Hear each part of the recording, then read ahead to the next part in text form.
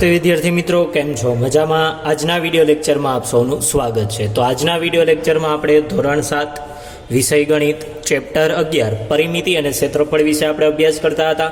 તો એમાં આપણે અગાઉના વિડીયો લેક્ચરમાં આપણે સ્વાધ્યાય 11.1ના 7 દાખલા સુધી આપણે અભ્યાસ કરી ગયા હતા. તો આજના વિડીયો લેક્ચરમાં આપણે સ્વાધ્યાય 11.1ના 8મા દાખલાનો અભ્યાસ કરીશું. તો જોઈએ વિદ્યાર્થી મિત્રો, સ્વાધ્યાય 11.1નો 8મો દાખલો કે એક દિવાલમાં 2 મીટર લંબાઈ અને 1 મીટર પહોળાઈનું બારણું બેસાડેલું છે. કે એક દિવાલ છે કે જેમાં શું કરેલું છે, 2 મીટર લંબાઈ અને 1 મીટર પહોળાઈનું એક બારણું બેસાડેલું છે.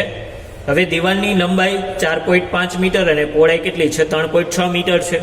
જો દિવાલને ગોરવાનો ખર્ચ એટલે કે કલર કરવાનો ખર્ચ દર પ્રતિ મીટર છે ના ₹20 હોય તો દિવાલને ગોરવાનો ખર્ચ શોધો, એટલે કે દિવાલને રંગવાનો ખર્ચ આપણે શોધવાનો છે.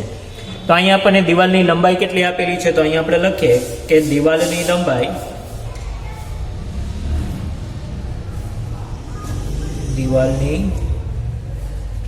લંબાઈ L બરાબર, તો દિવાલની લંબાઈ કેટલી આપણને આપેલી છે, 4.5 મીટર. એટલે દિવાલની લંબાઈ આવશે 4.5 મીટર અને દિવાલની પહોળાઈ કેટલી આપણને આપેલી છે, તો આવશે પહોળાઈ B બરાબર થશે 3.6 મીટર. કે દિવાલની લંબાઈ છે 4.5 મીટર અને પહોળાઈ છે 3.6 મીટર. તો દિવાલનું આપણે ક્ષેત્રફળ શોધીએ તો આવશે દિવાલનું ક્ષેત્રફળ બરાબર, તો દિવાલનું ક્ષેત્રફળ કેવી છે, લંબચોરસ દિવાલ છે તો લંબચોરસનું ક્ષેત્રફળ બરાબર શું આવશે, લંબાઈ ગુણ્યા પહોળાઈ. તો દિવાલનું ક્ષેત્રફળ બરાબર થશે લંબાઈ ગુણ્યા પહોળાઈ, એટલે કે આવશે L ગુણ્યા B. તો L એટલે કે લંબાઈ કેટલી છે, 4.5 મીટર ગુણ્યા પહોળાઈ B બરાબર કેટલા છે, 3.6 મીટર. એટલે આવશે ગુણ્યા 3.6, એટલે કે 4.5 ગુણ્યા 3.6 કરશું એટલે આવશે 16.92, ઓલો 16.2. કારણ કે 4.5 ગુણ્યા 3.6 કરીએ તો આપણને મળશે 1620. બે આંકડા પછી પોઈન્ટ મૂકે એટલે આપણને જવાબ મળશે 16.2 મીટર સ્ક્વેર. કે 4.5 ગુણ્યા 3.6 કરશો એટલે આપણને જવાબ મળશે 16.2 મીટર સ્ક્વેર. હવે બારણાની લંબાઈ આપણે લઈએ તો બારણાની લંબાઈ કેટલી આપણને આપેલી છે, 2 મીટર અને પહોળાઈ આપણને આપેલી છે 1 મીટર. તો અહીંયા આપણે સૌપ્રથમ શું શોધ્યું, દિવાલનું ક્ષેત્રફળ શોધ્યું. તો દિવાલનું ક્ષેત્રફળ લંબાઈ ગુણ્યા પહોળાઈ, એટલે કે લંબાઈ 4.5 મીટર હતી અને પહોળાઈ 3.6 મીટર. તો બંનેનો આપણે ગુણાકાર કરીએ એટલે આપણને મળ્યું દિવાલનું ક્ષેત્રફળ 16.2 મીટર સ્ક્વેર. હવે આપણે બારણાનું ક્ષેત્રફળ શોધીએ છીએ, એટલે કે બારણાની લંબાઈ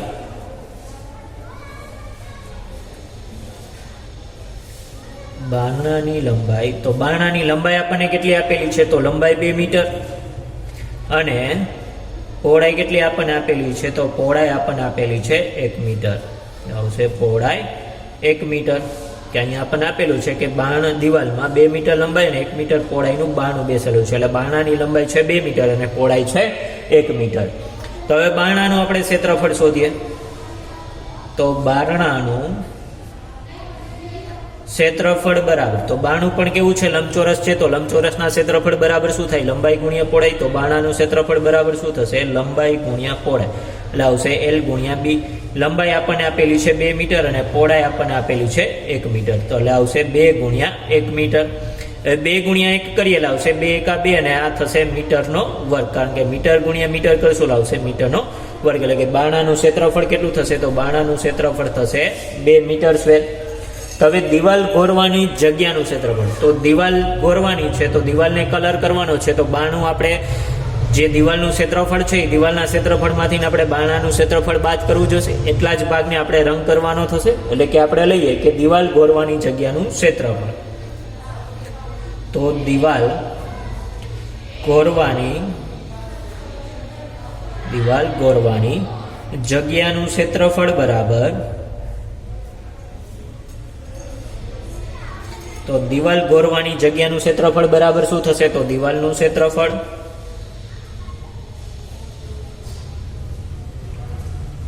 માઇનસ આવશે બારણાનું ક્ષેત્રફળ,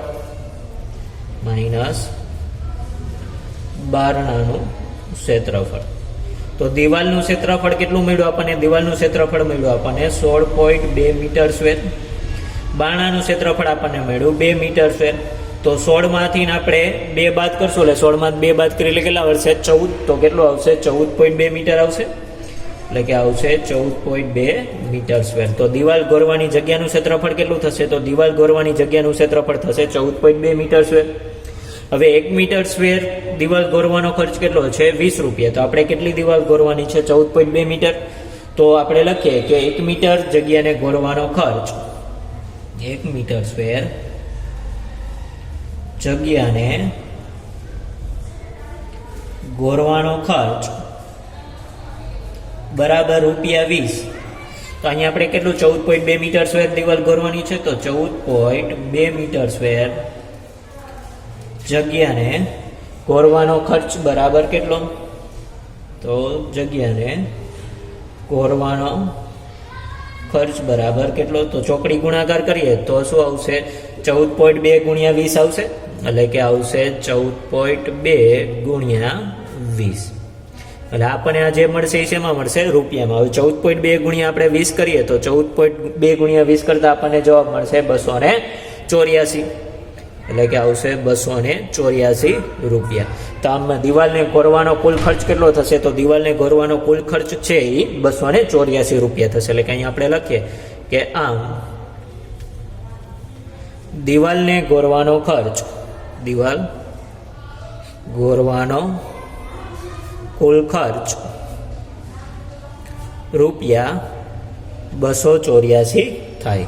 કે આમ દિવાલ ગોરવાનો કુલ ખર્ચ કેટલો થાય? તો દિવાલ ગોરવાનો કુલ ખર્ચ છે એ ₹284 થાય. તો અહીંયા આપણે સ્વાધ્યાય 11.1 પૂર્ણ કર્યું. હવે જોઈએ થોડીક માહિતી. તો અહીંયા આપણને આપેલું છે કે જે ચતુષ્કોણની સામસામેની બાજુઓ સમાંતર હોય તે ચતુષ્કોણને કેવો ચતુષ્કોણ કહેવાય? સમાંતર બાજુ ચતુષ્કોણ કહેવાય. કે જે ચતુષ્કોણની સામસામેની બાજુના માપ સરખા હોય એવા ચતુષ્કોણને કેવો કહેવાય? સમાંતર બાજુ ચતુષ્કોણ. સમાંતર એટલે કે જે બે રેખાઓ એકબીજાને પરસ્પર છેદતી ન હોય એવી રેખાને કહેવાય સમાંતર રેખાઓ. તો જે ચતુષ્કોણની સામસામેની બાજુઓ એકબીજાને સમાંતર હોય એવા ચતુષ્કોણને કહેવાય સમાંતર બાજુ ચતુષ્કોણ. હવે સમાંતર બાજુ ચતુષ્કોણની પરિમિતિ શોધવી હોય તો સમાંતર બાજુ ચતુષ્કોણની પરિમિતિ બરાબર શું થશે? એની બધી બાજુના માપનો સરવાળો. કે આપણે પરિમિતિ એટલે શું થશે? કે આપેલ આકૃતિની બધી બાજુના માપનો સરવાળો કરશો એટલે આપણને તે આકૃતિની શું મળે છે? પરિમિતિ મળે છે. તો આપણે અહીંયા સમાંતર બાજુ ચતુષ્કોણની પરિમિતિ શોધવી છે તો સમાંતર બાજુ ચતુષ્કોણની પરિમિતિ બરાબર શું આવશે? બધી બાજુઓના માપનો સરવાળો. હવે અહીંયા આપણને આપેલું છે કે સમાંતર બાજુ ચતુષ્કોણ ABCD ની પરિમિતિ બરાબર 2 ગુણ્યા AB પ્લસ BC. તો અહીંયા આપણે એક સમાંતર બાજુ ચતુષ્કોણ દોરીએ કે સમાંતર બાજુ ચતુષ્કોણ અહીંયા આપણે દોરીએ છીએ.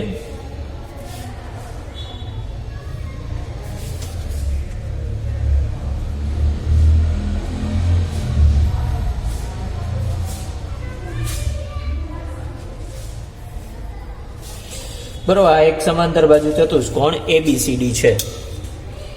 બરોબર, આ A B C અને D. તો આ સમાંતર બાજુ ચતુષ્કોણ છે. તો સમાંતર બાજુ ચતુષ્કોણ ABCD ની પરિમિતિ બરાબર શું થશે? સામસામેની બાજુઓ કેવી હોય? સરખી. કે AB નું જે માપ હશે એ CD નું માપ હશે, BC નું જે માપ હશે એ AD નું. એટલે કે સમાંતર બાજુ ચતુષ્કોણની પરિમિતિ બરાબર શું થશે? એની બધી બાજુના માપનો સરવાળો. પરંતુ સામસામેની બાજુઓ કેવી હોય છે? સરખી હોય છે. એટલે કે AB નું જે માપ હશે તે જ હશે CD નું. એવી જ રીતે BC નું જે માપ હશે એ થશે AD નું. એટલે કે એના પરથી આપણે આ લખી શકીએ કે સમાંતર બાજુ ચતુષ્કોણ ABCD ની પરિમિતિ બરાબર 2 ગુણ્યા કૌંસમાં AB પ્લસ BC. કે AB નું જે માપ હશે એ CD નું, BC નું જે માપ હશે AD નું. એટલે કે સમાંતર બાજુ ચતુષ્કોણ ABCD ની પરિમિતિ બરાબર થશે 2 ગુણ્યા કૌંસમાં AB પ્લસ BC. હવે સમાંતર બાજુ ચતુષ્કોણનું ક્ષેત્રફળ. તો સમાંતર બાજુ ચતુષ્કોણના ક્ષેત્રફળ બરાબર શું થશે? તો પાયો ગુણ્યા પાયા પરનો વેધ, એટલે કે થશે ઊંચાઈ. કે પાયો કોને કહેવાય? તો સામેની બાજુ પર બનાવતા વેધને શું કહેવાય? પાયા પરનો વેધ. કે અહીંથી આ A માંથી મેં વેધ દોર્યો તો અહીંયા ધારો કે D એમ બિંદુમાં છેદે છે તો અહીંયા 90 નો ખૂણો બનાવતી જે રેખા છે એને શું કહેવાય? વેધ. તો આ BC અહીંયા શું થશે? પાયો થશે. અને AM છે એ પાયા પરનો વેધ થશે, એટલે કે ઊંચાઈ થશે. કે અહીંયા BC છે એ શું થશે? પાયો થશે. અને AM છે એ શું થશે? પાયા પરનો વેધ, એટલે કે ઊંચાઈ થશે. તો સમાંતર બાજુ ચતુષ્કોણનું ક્ષેત્રફળ બરાબર શું થશે? તો આવશે પાયો ગુણ્યા પાયા પરનો વેધ. તો અહીંયા પાયો કયો છે? BC. અને પાયા પરનો વેધ એટલે આવશે AM BC ગુણ્યા AM. એટલે કે અહીંયા આપણે લખવું હોય કે સમાંતર બાજુ ચતુષ્કોણ ABCD નું ક્ષેત્રફળ બરાબર તો ABCD નું ક્ષેત્રફળ બરાબર શું થશે 1/2 પાયો ગુણ્યા વેધ. તો પાયો કયો છે BC, એટલે આવશે BC ગુણ્યા પાયા પરનો વેધ. વેધ એટલે થશે AM, અથવા તો ઊંચાઈ કહીએ તો પણ શું થશે AM, એટલે આવશે BC ગુણ્યા AM. આ રીતે આપણે શું કરી શકીએ છીએ, સમાંતર બાજુ ચતુષ્કોણ ABCD નું આપણે ક્ષેત્રફળ મેળવી શકીએ છીએ. એટલે કે સમાંતર બાજુ ચતુષ્કોણનું ક્ષેત્રફળ બરાબર થશે પાયો ગુણ્યા પાયા પરનો વેધ, એટલે કે ઊંચાઈ. ત્યારબાદ જોઈએ ત્રિકોણનું ક્ષેત્રફળ. તો ત્રિકોણનું ક્ષેત્રફળ બરાબર શું થશે, તો ત્રિકોણનું ક્ષેત્રફળ બરાબર થશે 1/2 પાયો ગુણ્યા પાયા પરનો વેધ. કે ત્રિકોણ આપેલો હોય તો ત્રિકોણમાં જેના ઉપર વેધ દોરેલો હોય એને કહેવાય પાયો, અને પાયા ઉપર જે આપણે વેધ દોરેલો હોય એને કહેવાય પાયા પરનો વેધ.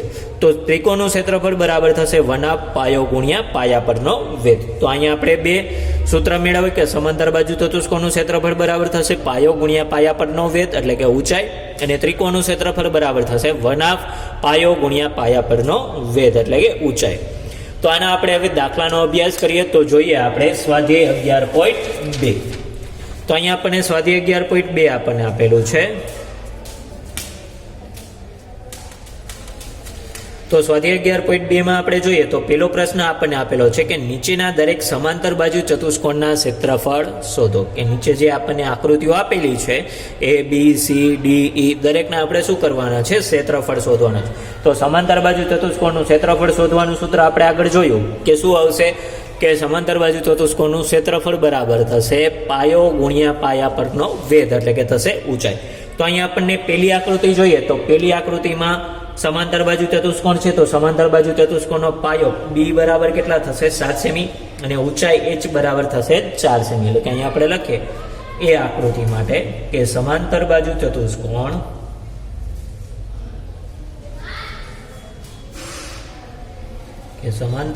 ચતુષ્કોણનો પાયો, સમાંતર બાજુ ચતુષ્કોણનો પાયો કે આ પાયો થશે, એટલે કે પાયો કેટલો છે B બરાબર 7 સેમી. કે પાયાને આપણે B તરીકે લઈએ છીએ, એટલે બ્રેથ, એટલે કે B બરાબર આવશે 7 સેમી. અને ઊંચાઈ, તો ઊંચાઈ H બરાબર કેટલું છે 4 સેમી, એટલે કે આવશે ઊંચાઈ H બરાબર 4 સેમી છે. કે સમાંતર બાજુ ચતુષ્કોણનો પાયો B બરાબર 7 સેમી અને ઊંચાઈ 4 સેમી છે. તો હવે સમાંતર બાજુ ચતુષ્કોણનું આપણે ક્ષેત્રફળ લઈએ કે સમાંતર બાજુ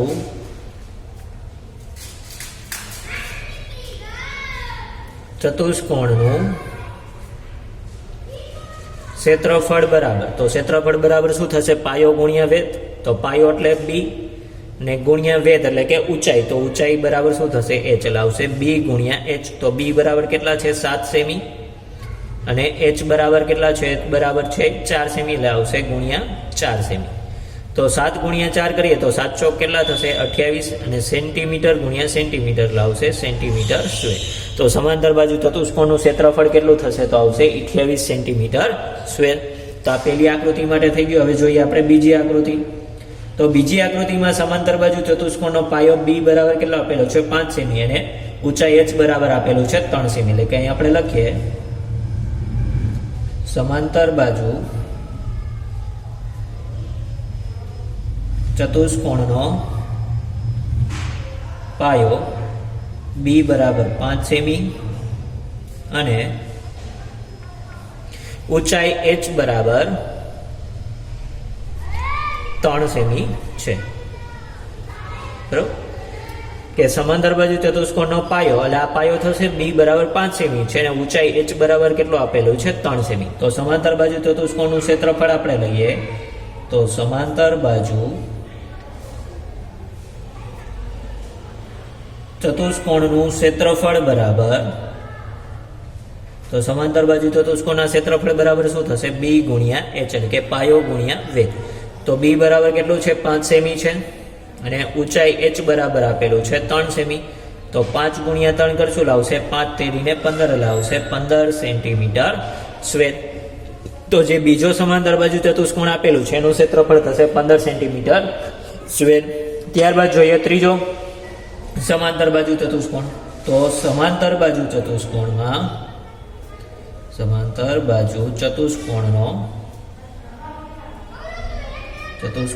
પાયો, તો સમાંતર બાજુ ચતુષ્કોણનો પાયો B બરાબર કેટલા છે 2.5 સેમી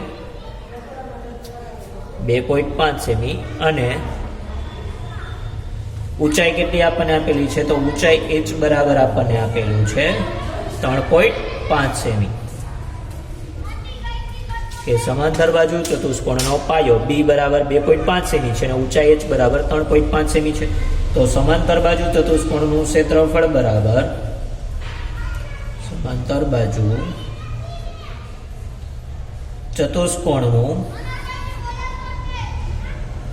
ક્ષેત્રફળ બરાબર, તો ક્ષેત્રફળ બરાબર શું થશે? b ગુણ્યા h, એટલે કે પાયો ગુણ્યા ઊંચાઈ.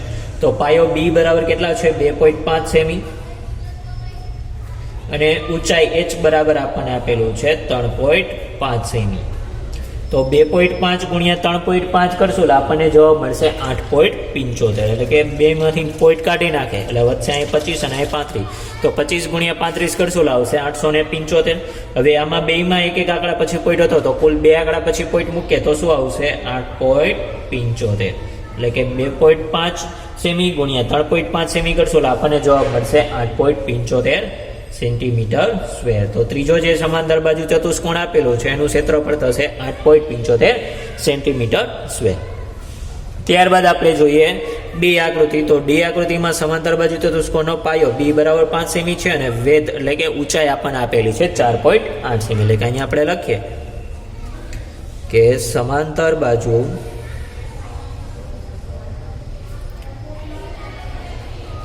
ચતુષ્કોણનો પાયો b બરાબર 5 સેમી અને ઊંચાઈ h બરાબર 4.8 સેમી છે. તો સમાંતર બાજુ ચતુષ્કોણનું ક્ષેત્રફળ બરાબર બાજુ ચતુષ્કોણનું ક્ષેત્રફળ બરાબર, તો સમાંતર બાજુ ચતુષ્કોણના ક્ષેત્રફળ બરાબર શું થશે? b ગુણ્યા h.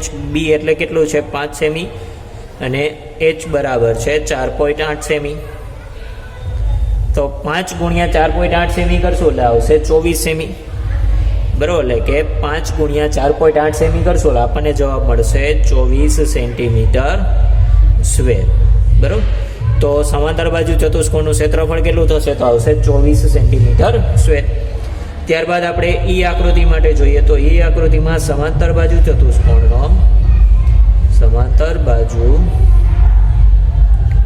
ચતુષ્કોણનો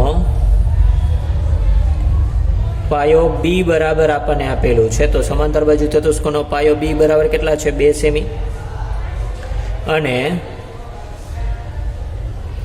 ઊંચાઈ h બરાબર કેટલા છે? તો ઊંચાઈ h બરાબર આપણને આપેલું છે 4.4 સેમી. એટલે કે આવશે 4.4 સેમી છે. તો સમાંતર બાજુ ચતુષ્કોણનું ક્ષેત્રફળ બરાબર સમાંતર બાજુ ચતુષ્કોણનું ક્ષેત્રફળ બરાબર, તો સમાંતર બાજુ ચતુષ્કોણના ક્ષેત્રફળ બરાબર શું થશે? b ગુણ્યા h, એટલે કે પાયો ગુણ્યા વેધ. એટલે કે b ગુણ્યા h કરીએ એટલે b બરાબર આપણને આપેલું છે 2 સેમી અને ઊંચાઈ h બરાબર આપણને આપેલું છે 4.4 સેમી. તો 2 ગુણ્યા 4.4 કરશો એટલે 44 દૂને કેટલા થશે? 88. અને રકમમાં એક આંકડા પછી પોઈન્ટ થશે તો જવાબમાં શું આવશે? એક આંકડા પછી પોઈન્ટ એટલે આવશે 8.8 સેન્ટીમીટર સ્ક્વેર. તો સમાંતર બાજુ ચતુષ્કોણ છે એ સમાંતર બાજુ ચતુષ્કોણનું ક્ષેત્રફળ કેટલું થશે? તો આવશે 8.8 સેન્ટીમીટર સ્ક્વેર. તો અહીંયા આપણે પહેલો પ્રશ્ન પૂર્ણ કર્યો. હવે જોઈએ બીજો પ્રશ્ન. તો બીજા પ્રશ્નમાં આપેલું છે કે નીચેના દરેક ત્રિકોણના ક્ષેત્રફળ શોધો. કે અહીંયા આપણને જે ત્રિકોણ આપેલા છે એ દરેક ત્રિકોણ આપણે ક્ષેત્રફળ શોધવાના છે. તો ત્રિકોણના ક્ષેત્રફળ બરાબર શું આવશે? તો ત્રિકોણનું ક્ષેત્રફળ બરાબર થશે 1/2 પાયો ગુણ્યા વેધ. તો 1/2 પાયો ગુણ્યા વેધ, પાયો એટલે થશે b અને ઊંચાઈ h એટલે થશે ઊંચાઈ બરાબર થશે h. તો અહીંયા આપણે લખીએ પહેલી આકૃતિ માટે કે ત્રિકોણનો પાયો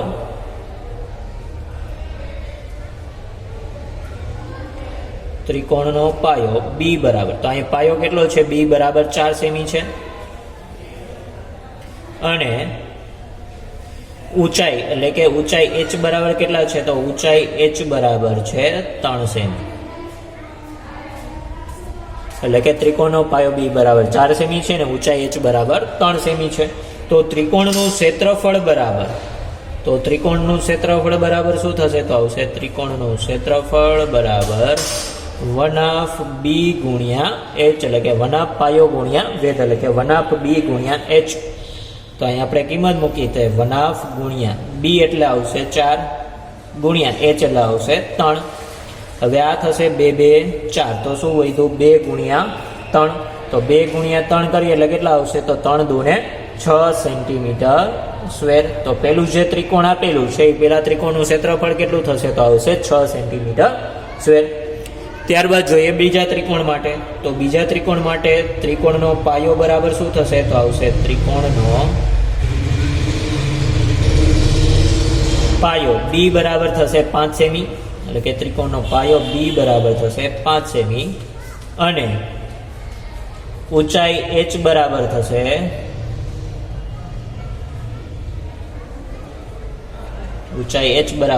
3.2 સેમી.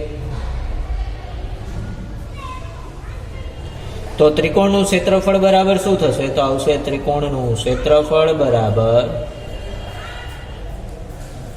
તો ત્રિકોણના ક્ષેત્રફળ બરાબર થશે 1/2 પાયો ગુણ્યા વેધ, એટલે 1/2b ગુણ્યા h. તો અહીં કિંમત મૂકી 1/2b ગુણ્યા h. તો b બરાબર કેટલા છે? 5 ગુણ્યા h. h એટલે આપેલું છે 3.2. તો 3.2 ભાગ્યા 2 કરશો લાવશે 1.6, એટલે કે 16 દુ 32 થશે, લાવશે 1.6 ગુણ્યા 5. તો હવે 1.6 ગુણ્યા 5 આપણે કરશું તો 1.6 ગુણ્યા 5 કરતા આપણને જવાબ મળશે 8 સેમી. એટલે કે બીજું જે ત્રિકોણ આપેલું છે એ બીજા ત્રિકોણનું ક્ષેત્રફળ થશે 8 સેન્ટીમીટર સ્ક્વેર. એટલે કે પેલા ત્રિકોણનું આપણને ક્ષેત્રફળ મળ્યું 6 સેન્ટીમીટર સ્ક્વેર, અને બીજો જે ત્રિકોણ છે બીજા ત્રિકોણનું ક્ષેત્રફળ થશે 8 સેન્ટીમીટર સ્ક્વેર. તો અહીંયા આપણે સ્વાધ્યાય 11.2 ના પ્રશ્ન 2 ની પેલી બે આકૃતિઓનો આપણે અભ્યાસ કરી અને એનું આપણે ક્ષેત્રફળ શોધ્યું. આગળના વિડીયો લેક્ચરમાં આપણે આગળની આકૃતિના ક્ષેત્રફળનો આપણે અભ્યાસ કરીશું. તો ત્યાં સુધી દરેક વિદ્યાર્થી મિત્રને જય હિન્દ, જય ભારત.